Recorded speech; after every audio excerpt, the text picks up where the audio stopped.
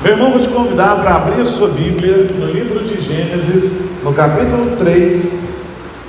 Nós vamos ler do verso 1 ao 19. Nós estamos trabalhando o tempo da graça, o ano da graça. E hoje nós veremos que o nosso Deus é tão gracioso que manifesta graça até em meio à maldição do pecado.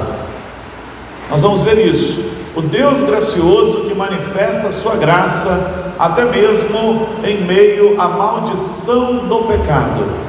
E então nós leremos, eu te convido para que leiamos juntos Gênesis 3, de 1 a 19.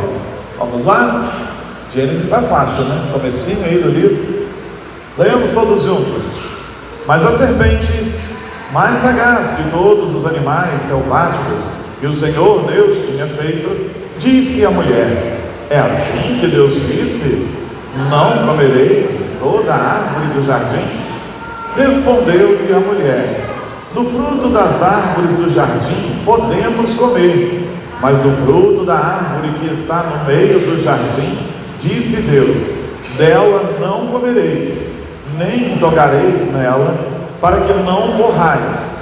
Então a serpente disse à mulher: é certo que não morrereis, porque Deus sabe que no dia em que dele comerdes, se vos abrirão os olhos, e como Deus, sereis conhecedores do bem e do mal. Vendo a mulher que a árvore era boa para se comer, agradável aos olhos, e árvore desejável para dar entendimento, tomou-lhe do fruto e comeu, e deu também ao marido, e ele comeu. Abriram-se então os olhos de ambos, e perceberam que estavam nus. Coseram folhas de figueira, e fizeram cintas para si. Quando ouviram a voz do Senhor Deus, que andava no jardim pela viração do dia, esconderam-se da presença do Senhor Deus, o homem e sua mulher, por entre as árvores do jardim. Chamou o Senhor Deus ao homem e lhe perguntou: onde estás? E ele respondeu: ouvi a tua voz no jardim, e porque estava nu, tive medo e me escondi. Perguntou-lhe Deus: quem te fez saber que estavas nu? Comeste da árvore de que te ordenei que não comesses? Então disse o homem: a mulher que me deste por esposa, ela me deu da árvore e eu comi. Disse o Senhor Deus à mulher: que é isso que fizeste? Respondeu a mulher: a serpente me enganou e eu comi. Então o Senhor Deus disse à serpente: visto que isto fizeste, maldita és entre todos os animais domésticos, e o és entre todos os animais selváticos. Rastejarás sobre o teu ventre, e comerás pó todos os dias da tua vida. Porém, inimizade entre ti e a mulher, entre a tua descendência e o seu descendente. Este te ferirá a cabeça, e tu lhe ferirás o calcanhar.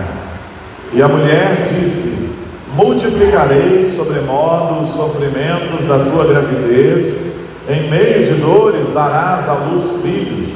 O teu desejo será para o teu marido, e ele te governará. E Adão disse: visto que atendeste à voz da mulher, e comeste da árvore que eu te ordenara não comesses, maldita é a terra por tua causa. Em fadigas obterás dela o sustento durante os dias da tua vida. Ela produzirá carne e abrolhos, e tu comerás da erva do campo. No suor do rosto comerás o teu pão, até que tornes a terra, pois dela fostes tomado, porque tu és pó e ao pó tornarás. Porque tu és pó e ao pó tornarás. Queridos, muitas vezes nós temos a tendência de só enxergar a graça de Deus quando tudo está absolutamente bem. Eu estou bem, não há nenhuma doença, não há nenhuma enfermidade, eu não estou devendo. Deus é gracioso. Mas quando vêm as dificuldades, as lutas, as enfermidades, ou o que quer que seja, nós paramos de enxergar a graça do Senhor e começamos a pensar que não há graça. Mas, meu querido, o Senhor é tão maravilhoso que até mesmo quando tudo conspira para que a gente chegue a um fim terrível, o Senhor vem com a sua graça bendita e maravilhosa e muda a nossa história, muda o rumo das coisas. E isso já se manifesta aqui, quando o homem peca, quando o homem desobedece, e ainda assim Deus manifesta graça. Alguém pode olhar para esse texto e dizer: mas eu só vi juízo, eu só vi julgamento. Não, tem muita graça nesse texto, muita graça revelada que aponta para a bondade do amado Senhor Jesus. Pois veja bem, o Senhor havia dito ao homem que ele podia comer de toda a árvore do jardim, menos da árvore do conhecimento do bem e do mal. Mas da serpente, e no Antigo Oriente, a serpente ela era um símbolo de sabedoria e dos poderes mágicos. Além disso, a sua astúcia era proverbial.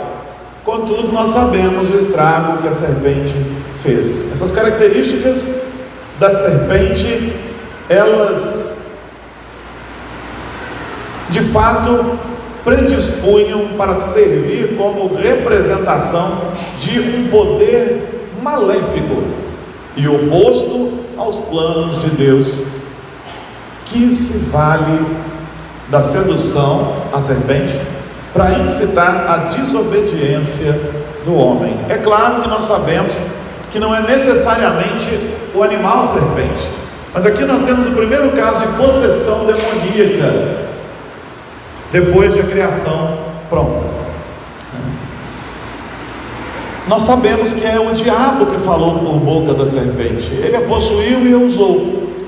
Mas por que então Deus puniu a serpente? Ela é um animal que nos faz lembrar todos os dias de que caímos e pecamos contra Deus e desobedecemos a Deus. A serpente, que era muito sagaz e que na verdade era o diabo falando por boca da serpente, vem questionar a mulher. É assim que Deus disse: não comerás de toda a árvore do jardim? E é interessante pensar nisso, porque o homem tinha recebido o mandato, mas a mulher entendeu perfeitamente. Não foi isso que Deus disse: não comerás de toda a árvore do jardim, né? A mulher mesmo entendeu, falou: olha, nós podemos comer do fruto de toda a árvore do jardim, menos da árvore do conhecimento do bem e do mal. Satanás é tão astuto que ele torce a palavra para te chamar a atenção para aquilo que você não estava interessado nele. Foi assim que Deus disse: você não pode comer de toda a árvore do jardim? Não, eu posso, eu só não posso comer de uma árvore. Então você não pode comer todas as árvores do jardim. Foi assim que Deus disse: você não pode comer de todas as árvores. Que maldade! Por que Deus não deixou? Basicamente é isso. E a mulher disse: não é isso. Eu posso comer de todas as árvores, menos da árvore do conhecimento do bem e do mal. Dela eu não posso comer, porque no dia que eu comer dessa árvore eu vou morrer. E de fato Deus já tinha pronunciado essa sentença ao homem. E a serpente agora vai continuar trabalhando a tentação. Mas aqui tem um ponto interessante. Satanás procura a mulher, porque Deus tinha falado isso ao homem, e claro, o homem tinha comunicado isso à mulher, mas Satanás vem tentar o ponto mais fraco.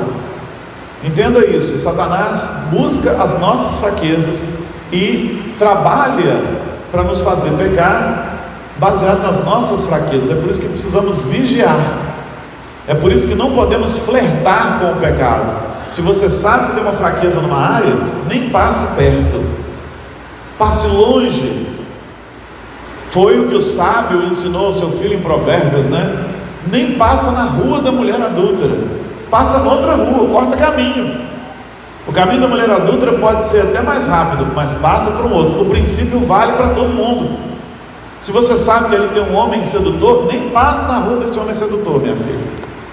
Basicamente é isso, porque o Senhor sabe muito bem que temos fraquezas, e nós precisamos admitir isso, e não nos deixar enganar pensando que somos muito fortes.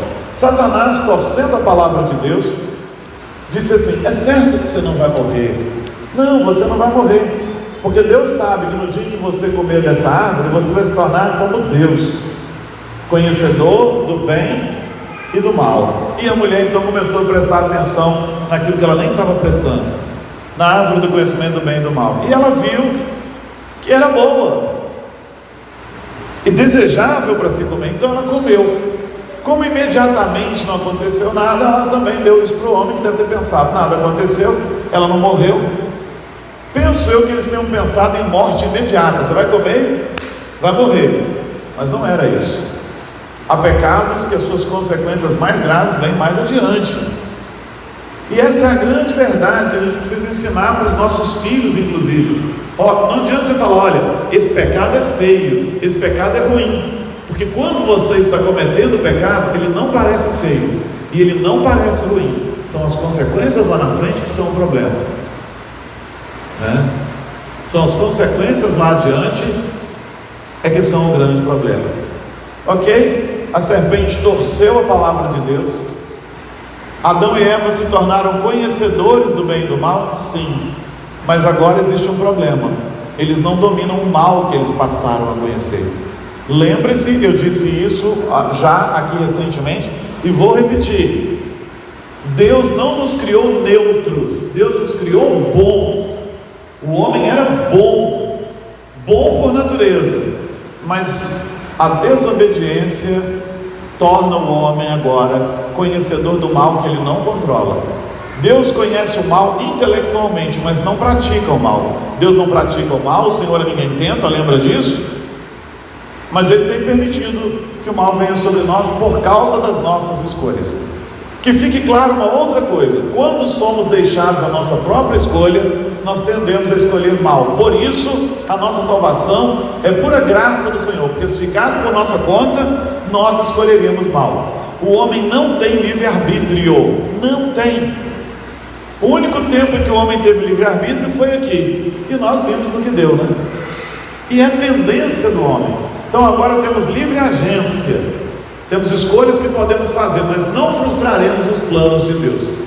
Nossas escolhas podem nos abençoar mais ou podem nos abençoar menos, mas podem nos trazer males, mas nós não frustraremos os planos de Deus. O ímpio também, aquele que não conhece o Senhor, não tem livre-arbítrio, ele é escravo do pecado, e ele peca. Ele faz coisas boas, faz, mas é escravo do pecado. Ninguém de nós tem livre-arbítrio, temos livre agência, agimos dentro de um escopo de decisões que podemos tomar, mas ninguém de nós é capaz de frustrar os planos de Deus. Se fôssemos capazes de frustrar os planos de Deus, não teríamos certeza de salvação, não teríamos segurança de salvação e não haveria graça. Deus não nos deixou abandonados às nossas próprias paixões e vontades, porque se Ele o fizer, nós vamos de mal a pior. Sempre foi assim. Todo homem que é deixado às suas paixões e vontades se torna um escravo cada vez mais oprimido e destruído pelo pecado. É porque Deus nos ama que nos corrige, e isso já é graça em si. E isso em si já é graça. Então abriram-se os olhos de ambos, descobriram que estavam nus, coisa que eles não sabiam, porque eles não venciam o mal, mas o modo de procriação já era aquele. A ideia é a seguinte: se o homem nunca tivesse pecado, cada homem estaria feliz com a sua esposa, cada mulher estaria feliz com a sua esposa, se conheceriam no tempo certo, na época certa, viveriam felizes, não teriam desejos de adultério, não teriam desejos de possuir aquilo que não era seu. Mas pecamos, caímos, e não é mais essa a nossa condição. Não é mais essa a nossa condição. Então o homem caiu, recebe a maldição do pecado, e nós já vamos entrar aqui, a maldição pelo seu pecado, nós já vamos entrar nesse assunto. Mas entenda, o homem verdadeiramente voltou as costas para Deus. O maior pecado do homem foi ter caído justamente naquilo em que Satanás caiu. Satanás quis ser igual a Deus e por isso foi expulso de diante do Senhor. E ele tentou o homem na mesma coisa: pode comer, você vai se tornar igual a Deus. Então a idolatria falou alto aqui nesse momento. O homem idólatra de si mesmo quis ser igual a Deus, desejou ser igual a Deus. E todo pecado começa na idolatria. Ou você está adorando dinheiro, ou você está adorando uma imagem, ou você está adorando uma pessoa que você nem devia estar dando atenção para ela, ou você adora a si mesmo e as paixões do seu coração. Todo pecado lá no fundo é idolatria. Mas onde está a graça nisso? Agora as dores de parto foram multiplicadas. Agora o homem vai ter que laborar, não é só trabalho, é um labor. Agora a terra produz cardos e abrolhos. Até a criação foi amaldiçoada por causa do homem. Foi quebrado o equilíbrio perfeito da criação que existia no Éden. Onde pode haver graça nisso? Há muita graça nisso. Deus não deixa o homem à sua vontade. E aqui Deus já começa a revelar o seu plano salvífico para cada um de nós. O primeiro ato de graça de Deus tem a ver com o próprio proferir do castigo pelo pecado. E isso é prova de graça e de amor. Se Deus não nos amasse, teria nos deixado para que nos consumíssemos a nós mesmos. E não é o que a Bíblia diz? Que o Senhor disciplina a todos quantos ama, como um pai o faz. Então, o próprio proferir do castigo sobre nós já é um ato de graça. Quer dizer que Deus se importa, Deus nos ama. O castigo não é falta de amor, a indiferença é. A indiferença é. Quando você fica tão aborrecido com alguém que chega a ficar com raiva dele, isso não é falta de amor, mas a indiferença é. Quando você olha para alguém, ela já não significa mais nada para você, você nem se importa, não há mais amor. Não é o que acontece com o Senhor. O primeiro ato de amor do Senhor para conosco é a própria execução daquilo que Ele disse que aconteceria, o proferir a maldição sobre nós, para que fôssemos corrigidos, porque Ele nos ama, e isso é graça. Pode parecer estranho, mas o segundo ato de amor que eu enxergo aqui, ato de graça, melhor dizendo, é o fato de que morremos. Deus nos vedou a árvore da vida e agora morremos. Por quê? Pense só, se Deus não tivesse nos vedado a árvore da vida, o que teria acontecido conosco se comêssemos da árvore da vida? Já tínhamos comido da árvore do conhecimento do bem e do mal, porque em Adão nós fizemos isso, em Eva, eles são nossos representantes, e todas as vezes que pecamos nós dizemos que estamos concordando com eles. Agora imagina imagina a gente tendo se tornado escravos do pecado, tendo comido desta árvore do conhecimento do bem e do mal, e agora tendo comido também da árvore da vida. Viveríamos eternamente em pecado, perdidos. Então a morte é a punição pelo pecado, mas ao mesmo tempo ela traz a esperança da vida. Por quê? Porque para que fôssemos redimidos, comprados de volta para Deus, era necessário que houvesse um sacrifício, a morte de um homem perfeito. Se nunca morrêssemos, Cristo não precisaria vir para morrer por nós, não haveria remissão dos pecados, não seríamos redimidos, exatamente como acontece com Satanás e seus demônios, que não morrem, não podem morrer, são espíritos imortais que nunca serão redimidos, porque sangue não pode redimi-los, porque eles vivem eternamente. Mas a nós Deus, por graça, permitiu que morrêssemos. Então a morte para o cristão tem uma nova perspectiva. Para o ímpio é desespero, morreu, é inferno, porque o homem está ordenado a morrer uma só vez, depois disso o juízo. Mas para nós cristãos ela abre uma nova perspectiva. Porque morremos, Cristo morreu por nós, e porque Cristo morreu e ressuscitou, agora podemos ter vida juntamente com Ele, e vida abundante, que se tornará plena na glória. Então repare que até a própria maldição em si de morrermos, já é manifestação da graça do Senhor, porque por todos nós morreu um só homem, que é homem perfeito e Deus perfeito, Jesus. E então há remissão, então há redenção, então há salvação.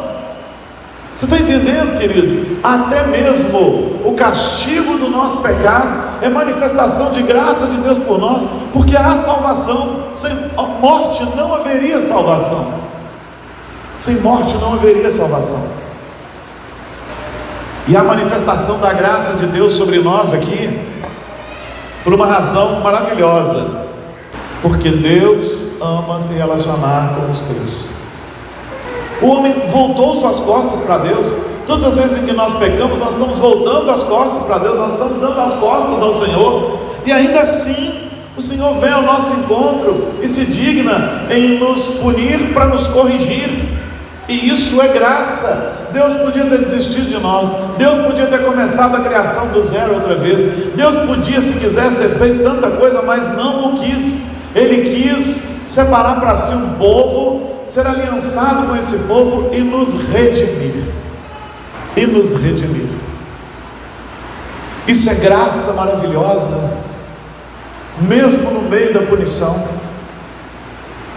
mesmo ali. Sabe o que é de mais interessante aqui? Deus manifesta a graça quando diz à mulher: multiplicarei as suas dores de parto. Não vou entrar nesse mérito, não sei o quanto dói e nem quero saber. Deus me fez homem, então, né?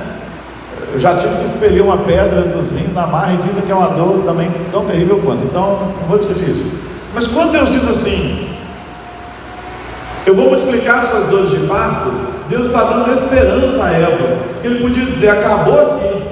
Mas não, Ele dá uma descendência àquele casal, que se alegra muito, porque quando você vai a Gênesis capítulo 4, verso 1, a declaração de Adão e de Eva ali é: com o auxílio do Senhor eu adquiri um varão. Eles ficam felizes, porque vai ter continuidade, e porque Gênesis 3,15 está se cumprindo. Qual a ideia? A ideia ali é: Deus poria inimizade, Ele deixou bem claro, Deus pôs inimizade entre a semente da mulher e a semente da serpente.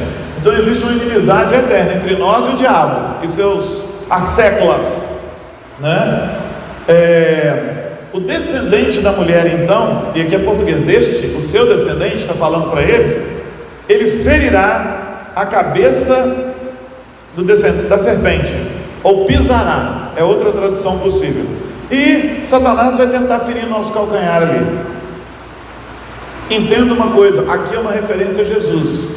Quando Eva engravida e dá à luz, ela está dizendo: Senhor, obrigado, o Senhor está me dando um filho, quer dizer que eu vou ter descendência. Então ela tem a esperança do descendente do Messias. Quem pisa a cabeça da serpente é Jesus lá na cruz. A gente viu algumas imagens aí de outra pessoa pisando a cabeça da serpente. Negativo, heresia. Quem pisou a cabeça da serpente e o subjugará plenamente no último dia é Jesus. Qualquer coisa fora disso é heresia, é antibíblico. Quem suplantou Satanás foi Jesus.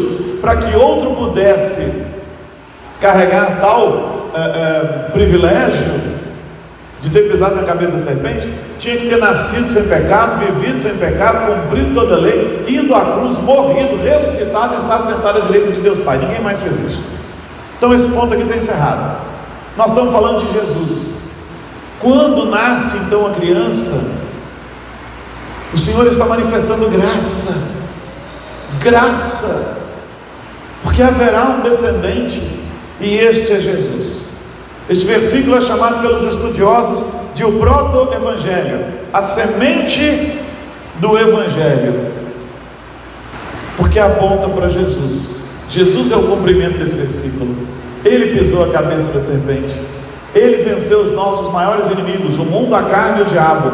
O mundo não pôde vencê-lo, porque apesar de todas as investidas desse mundo, o sistema, não a criação, mas o sistema mundano, Jesus permaneceu fiel. Ele venceu o diabo, ele venceu a carne, porque apesar de todas as investidas do diabo e de todas as tentações dos homens, Cristo não pecou. E ele venceu o diabo porque o suplantou na cruz, venceu a morte, venceu o mal, de tal maneira que o apóstolo Paulo pode cantar: onde está a morte, a tua vitória? Onde, morte, está o teu aguilhão, o teu ferrão? Acabou, foi quebrado, Jesus quebrou. Eu até posso morrer, mas não para a perdição, vou morrer e vou para a vida eterna. Isso é o que um cristão pode experimentar. Então a graça aqui, e graça maravilhosa, e esse capítulo ainda nos leva para algo muito mais maravilhoso ainda. Deus não desistiu de nós, sabe por quê? Porque depois de o Senhor haver proferido toda a sentença contra nós, lembre-se, o homem e a mulher estavam nus e foram expulsos do Éden. O Senhor nos lançou fora do jardim para benefício deles e nosso, porque se vivêssemos eternamente não seríamos redimidos. O Senhor então faz algo maravilhoso que nós precisamos entender. Ele cobre as nossas vergonhas, e isso também é manifestação da graça do Senhor. Veja o verso 22. Fez o Senhor Deus vestimentas de pele para Adão e sua mulher e os vestiu. Quando você volta lá no começo, Adão e Eva tinham tentado fazer umas pobres vestimentas de folha de figueira. O que é que folha de figueira tampa? Ainda que você colhe uma na outra, não vai dar certo, né? Você junte uma com a outra ali, não vai dar certo. O Senhor então faz para eles vestimentas de pele de um animal. Aí eles tiveram roupa direito. Sabe o que isso significa? Que para que Adão e Eva tivessem uma vestimenta, um animal foi sacrificado e a sua pele foi tirada. Um animal sacrificado e sua pele tirada. Esse animal aponta para quem? Para Jesus, aquele que já pisou a cabeça da serpente. Esse é um ato que aponta para Jesus. O homem, com a sua tentativa de se esconder de Deus, esconder o seu pecado e cozer roupa com folhas de figueiras, só mostrou como é ridícula a tentativa humana de esconder as suas vergonhas, suas mazelas, seu pecado. Foi só isso que o homem fez. Mas quando Deus intervém, Ele sacrifica um animal apontando para Jesus e veste o homem com pele de animal. Isso é graça, porque aprendemos aqui que o único que pode cobrir as nossas vergonhas é o amado Jesus através do seu sacrifício glorioso. Você pode tentar esconder seus pecados, eles vão estar aí. Você pode tentar fugir de Deus, seus pecados e a sua pequenez e a sua miséria estarão aí. Você pode tentar fazer o que essa sociedade está tentando fazer. Essa sociedade tenta anular Deus, anular o Evangelho e chamar aquilo que é mal de bom, como a Bíblia diz que não devemos fazer. Porque ai daquele que chama mal de bem. Mas o que o homem está fazendo? Está tentando adoçar o pecado. Agora adultério não é mais adultério. Agora tudo é permitido. E através de militância, através de propaganda ideológica, através até mesmo de pressão judicial, o homem tenta fazer com que as pessoas engulam seus pecados, todos eles, vícios, prostituição, adultério, homossexualidade, tudo mais. Ele tenta fazer com que nós aceitemos tudo isso, mas eu quero te dizer que isso é só uma tentativa de se vestir com folhas de figueira. O homem pode abafar a voz do Evangelho o quanto ele quiser, e o homem pode tentar nos fazer calar, e pode até conseguir, mas o pecado continuará lá dentro, o coração continuará arrebentado, a depressão vai aumentando e aumentando, porque ele não está fazendo aquilo que ele devia fazer, viver para a glória de Cristo, e ele não conseguirá perdão para si, porque só tem uma coisa que cura a culpa: a graça de Jesus. Então o que o homem deve fazer é aquilo que Adão e Eva fizeram: aceitar a sentença do Senhor, se vestir com as peles do animal e glorificar a Deus pelo sacrifício. Foi o que Adão fez, e nós devemos aceitar o Evangelho, entender que não somos bons e não podemos nos salvar, entender que todas as nossas obras para nos salvar são cozer roupas de folhas de figueira, aceitar o sacrifício redentor de Jesus, para que sejamos cobertos pelo sangue de Jesus, e então sim, nossas vergonhas serão todas cobertas, e mais do que isso, lavadas. A graça, até mesmo quando Deus está nos punindo pelo nosso pecado, aprenda a agradecer por isso também. Em tudo dê graças, porque essa é a vontade do Senhor. Porque quando algo acontece que foge ao nosso controle, isso é graça também. Eu já compartilhei um pensamento meu, mas de vez em quando ele é recorrente. Quando eu olhava para esse texto outra vez, ele recorreu mais uma vez. Fiquei pensando em todas as circunstâncias de vida que eu passei. Não vou contar meu testemunho aqui agora, teria que ter sido lá no começo do culto para dar tempo, senão vocês vão ficar aqui até muito tarde. Mas eu pensei assim, puxa vida, eu nasci com esse problema de visão que eu não precisaria ter, foram escolhas de quem veio antes de mim. Depois meu pai nos abandonou, depois a minha mãe, o Senhor a levou, depois nós passamos por tantas circunstâncias de vida, mas quer saber? Foi graça e misericórdia de Deus, porque foi por causa desse caminho que eu vim parar exatamente nesse púlpito e aonde eu estou, tendo a família que eu tenho, a igreja que Deus confiou e enfim, o ministério que Ele deu. Qualquer outro caminho não teria me trazido para aqui. Então todas as perdas foram graça do Senhor, mas a gente só entende isso lá na frente. Todas as perdas também foram graça do Senhor. Todos os dias difíceis também foram graça do Senhor. Ele os converte em graça para nós.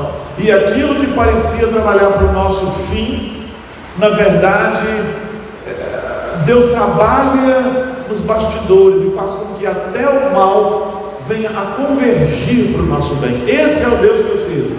Esse é o Deus que eu creio. Esse é o Deus das Escrituras. E esse é o Deus que você precisa se derramar diante dele todos os dias também. Você tem dias difíceis na sua vida? Todos nós temos. Confia na graça. Você se sente às vezes quebrado pelo Senhor? Louve ao Senhor por isso. Se Ele está te quebrando, é porque Ele não desistiu de você. Ele quer te refazer e quer te sarar. Você sente às vezes que Deus está trazendo sobre sua vida uma convicção de pecado, de erro grande, e isso te machuca? Meu querido, admita seus pecados, confesse-os diante do Senhor e deixe Ele trabalhar na sua vida. Receba de seu coração, abra, deixe Ele fazer o que Ele quiser, como Ele quiser no seu coração, e seja feliz debaixo da graça do Senhor. Queridos, nós temos histórias difíceis? Temos. Muitos de nós aqui temos histórias muito difíceis, mas são passado.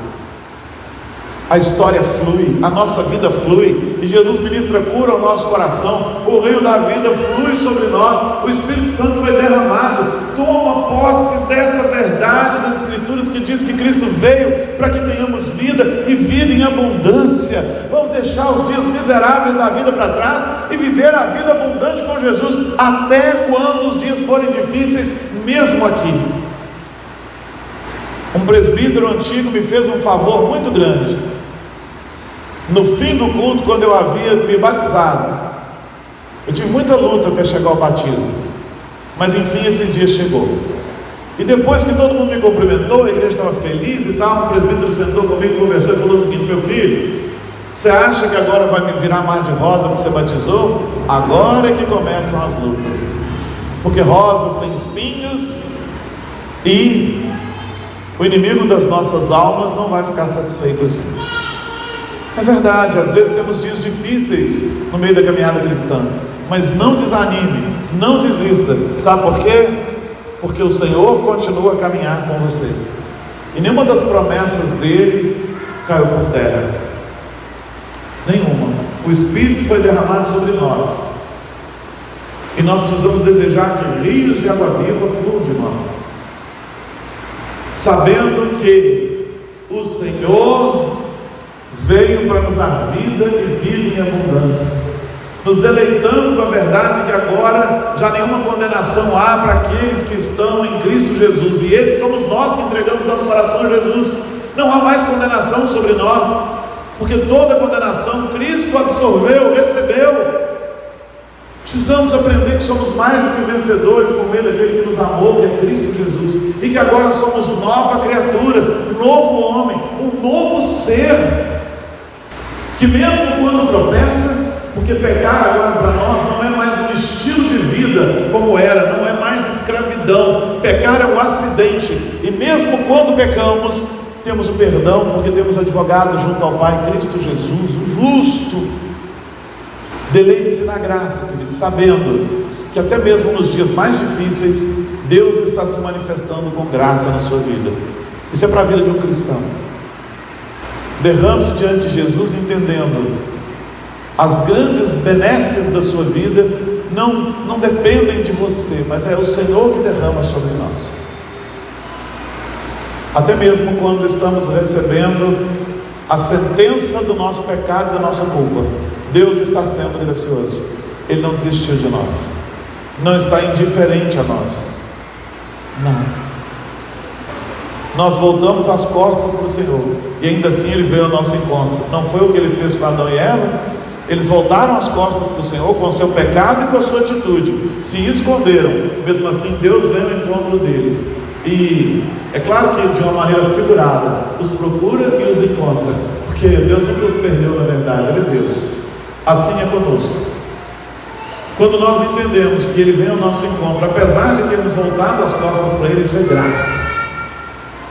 Se alegre no Senhor por essa graça, jubile no Senhor por essa graça, mesmo nos dias mais difíceis. E se essa graça, essa convicção ainda não está no seu coração, querido, derrame o seu coração diante do Senhor, entregue o que quer que seja nas mãos do Senhor. A mulher samaritana vivia dias de tristeza, culpa e preconceito, mas o Senhor fez tudo convergir para que Ele a encontrasse no poço de Jacó, e a mulher samaritana foi transformada. Nós estamos falando de João 4. Tudo convergiu para ela, e parecia que ela vivia os piores dias, mas Cristo veio ao seu encontro. Se houve graça para Adão, se houve graça para Abraão, se houve graça para a mulher samaritana, se houve graça para Pedro, se houve graça para mim, se houve graça e há graça para os irmãos que se assentam nesse banco, há graça para você também. Entregue seu coração nas mãos do Senhor, confie na graça e deleite-se naquele que é o único que pode te salvar. E que o Senhor nos abençoe, em nome de Jesus. Amém? Se essa graça fez sentido no seu coração, feche seus olhos, curva sua cabeça, entendendo que a graça do Senhor se manifesta até mesmo nos momentos mais desafiadores e difíceis da nossa vida. E ore ao Senhor. Se você ainda não se rendeu à graça salvadora de Jesus, o único que pode cobrir as nossas vergonhas, faça isso agora. Se o seu coração está ardendo, incomodado, é o Espírito Santo vindo ao seu encontro. Derrame-se diante dele, abre o seu coração para Ele. É Ele aí. E se você, cristão, tem passado por lutas, dificuldades, momentos difíceis, entenda que Deus não deixou de ser gracioso. Continue a confiar. Se essa palavra ardeu no seu coração, fale com Ele: Senhor, faz de mim o que quiser, arda em meu coração. Eu quero viver debaixo da Tua graça, vendo a Tua graça e confiando na Tua graça. Então nós vamos orar, pedindo ao Senhor para que esta palavra encontre guarida nos nossos corações,